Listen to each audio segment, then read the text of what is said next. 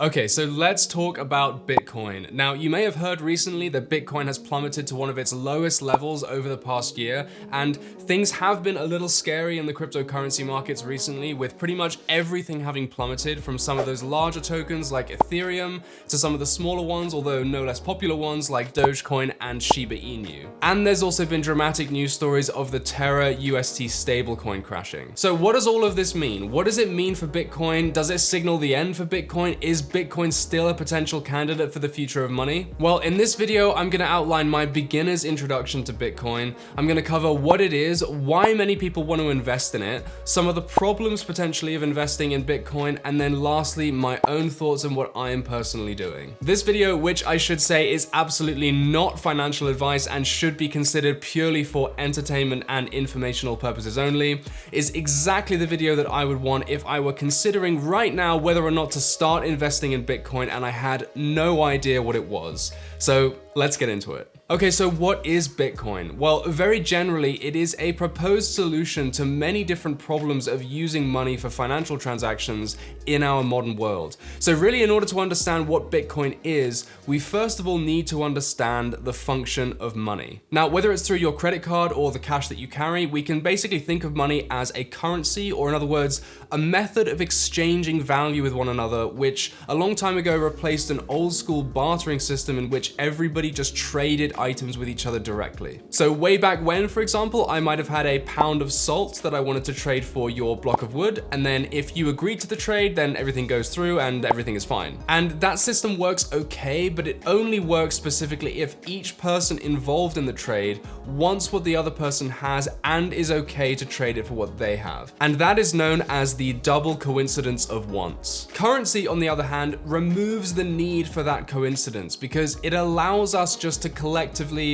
all agree on how valuable something is, and then to trade that thing for some currency which we can then use to purchase anything else, provided that we have enough of it. Now, currency first acquired value in a fairly simple way because it was essentially just coin made out of some raw material like gold or silver. So whatever the weight of that material was worth, so was the currency. Over time though, as large financial institutions such as banks began to form, then currency eventually took the form of paper.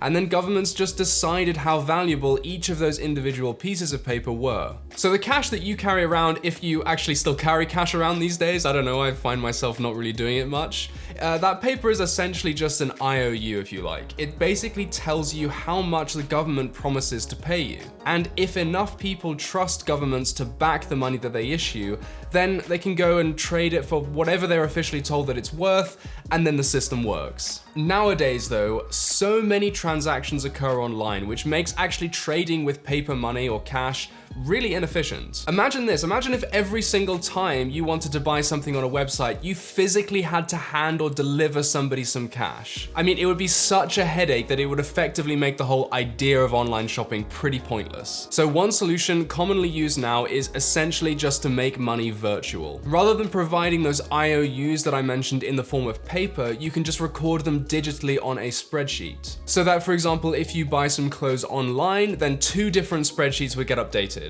One of them would be yours, from which the amount of money that you've spent gets deducted, and then the second one would be the seller's, to which the amount of money that you've spent gets added. Now, everything that I've just said so far gives you some basic context for where Bitcoin and other cryptocurrencies sit in the history of currency and people trading with one another. But the truth is that Bitcoin takes this story to the next level. So unlike items on bank spreadsheets that refer to how much money the people that use them have, Bitcoin isn't backed by the value of any raw material, nor is it given value based on what any single government decides. It is 100% digital. It works with something called a public ledger, which means that rather than there being one spreadsheet that records one person's transaction history, there exists a copy of a much bigger spreadsheet that records every transaction done by everybody on each computer, otherwise known as a node, that participates in the Bitcoin network. So that means that the record of transactions and all of its copies are fully comprehensive, they're not owned by a single person, and they're updated in real time as every single new transaction gets processed. Okay, so now that we've got a brief overview of what Bitcoin is, let's take a look at some of its advantages and why some people are so taken with it. So I mentioned that the Bitcoin ledger is public, meaning that a copy of it exists on every participating computer and it is not owned by any single person. Well, that means that no bank or government can decide by themselves to change the value of Bitcoin. So unlike with government issued money, governments can't just decide to print more Bitcoin whenever they deem it necessary. Instead, the way more Bitcoin is introduced into circulation is via a process that you've probably heard of known as Bitcoin mining. Now, a miner refers to somebody who uses their computer on the Bitcoin network to verify transactions so that they can be recorded on the public ledger. And if they're successful in doing so, then miners are rewarded with Bitcoin as payment as a result. This all means that people don't need to use traditional banks in order to send and receive Bitcoin, which is Bitcoin's second main advantage. Now, if you've had good experience with banks in the past, then not needing to use them will probably not seem immediately like a huge advantage, but it does actually come with some pretty noticeable perks. For example, international payments can become instantaneous and carry very little fees, instead of having to take several hours and sometimes go through third-party software that can be expensive. Eliminating the need for banks also gets rid of the need to trust that they will always stay solvent, which means they'll never go bankrupt, and therefore always to fulfill on their obligations to pay their customers money that they might want to withdraw from their account. And what's more, many countries don't actually have easy access to the traditional banking system, but they do have a reliable internet connection, which is really all you need to access Bitcoin. And so for those countries, Bitcoin might provide one potential way to become more financially connected to the wider world. Now, another advantage to Bitcoin is its security. So Bitcoin is a cryptocurrency, which means that it is a currency secured via cryptography. How this works in practice is that miners have to solve complex mathematical puzzles in order to verify groups of transactions, otherwise known as blocks. Each of these blocks sits side by side one another in chronological order, meaning the order in which the transactions are made in a chain. Transaction records on the Bitcoin network then are stored on a blockchain database. Now, it's virtually impossible to hack into one of those sorts of databases and to change the record of transactions in order to steal money, for example, because a copy of that record or the ledger is stored on every single computer participating in the network. So in order to hack the network, you can't just change one copy of the ledger, because then all of the other copies on all the other computers will know and then just reject the changes. Instead, you would have to alter the ledger on every single one of the computers at exactly the same time. And because that task is just so difficult to do, Bitcoin is very secure against threats like hacking and fraudulent activity. So Bitcoin might sound at this point like it comes with a bunch of different perks, but you might also be wondering, what are some of the reasons why some people are resistant to it and maybe don't want to invest in it or adopt it? Well, the first reason is volatility. Now, if you look at the price of Bitcoin over the past few years, you might be a little bit scared. I mean, it looks like it's gone in very different directions, and it's gone up, to above $60,000 at one point. It's now down below $30,000, at least at the time of recording. And many people look at it and they think they just don't know what's going to happen next.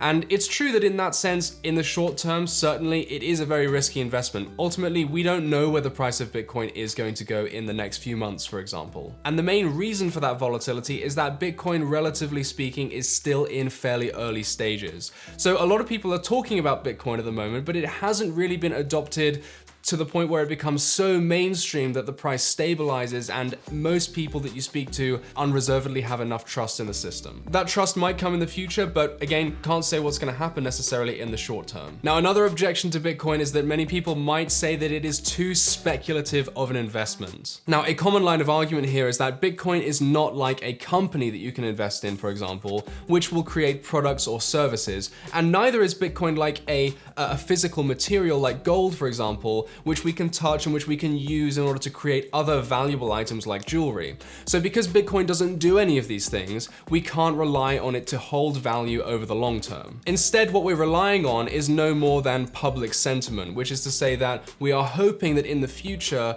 people collectively will think that Bitcoin is more valuable than it currently is, and that therefore our investment, if we choose to make one, is going to turn out well. And many people might claim that that hope is just very fragile without more underlying value to it. A third criticism of Bitcoin now is an environmental one. Now this refers to the Bitcoin miners who participate to verify transactions on the network, which I mentioned earlier.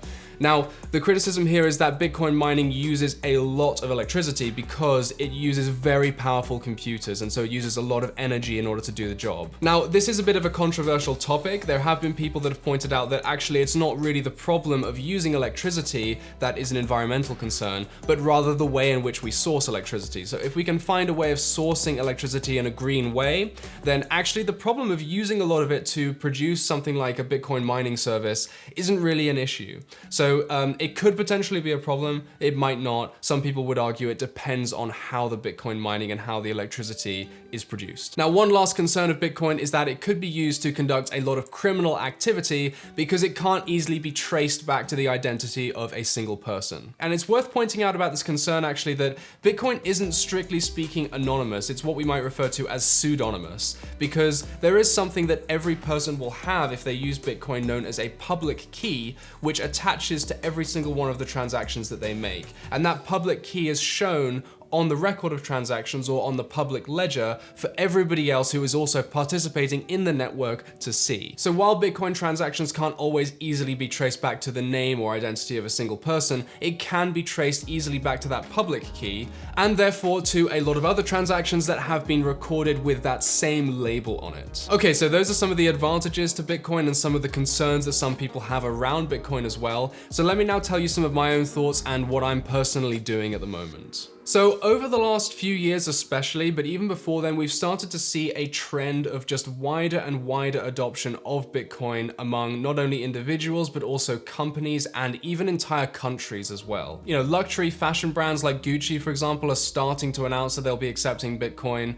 Other companies like Fidelity are starting to introduce Bitcoin as part of their 401k plans. And then if we're thinking about individual countries, we had El Salvador actually accept Bitcoin as an official currency for their country. And then more recently, the Central African Republic have done the same. So I think that there is a trend here. I think obviously these are only a few examples, but there are quite a lot of other ones as well. I think the trend of adoption is just going to continue into the future, and I don't really see it reversing. I'm also not really that concerned with a lot of potential problems that I mentioned that some people have with Bitcoin.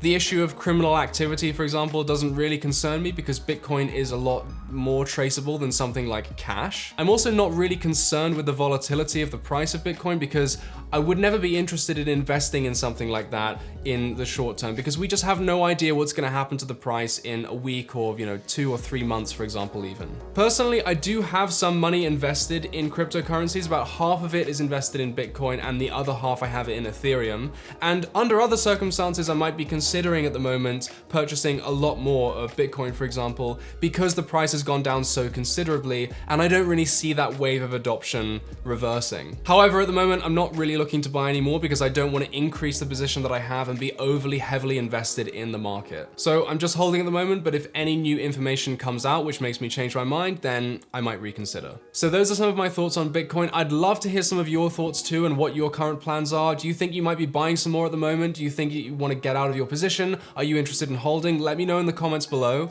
And if you found this beginner's introduction useful, then I would massively appreciate it if you would hit the subscribe button and also to hit that like button as well. Thanks very much for watching, and I'll catch you in the next one.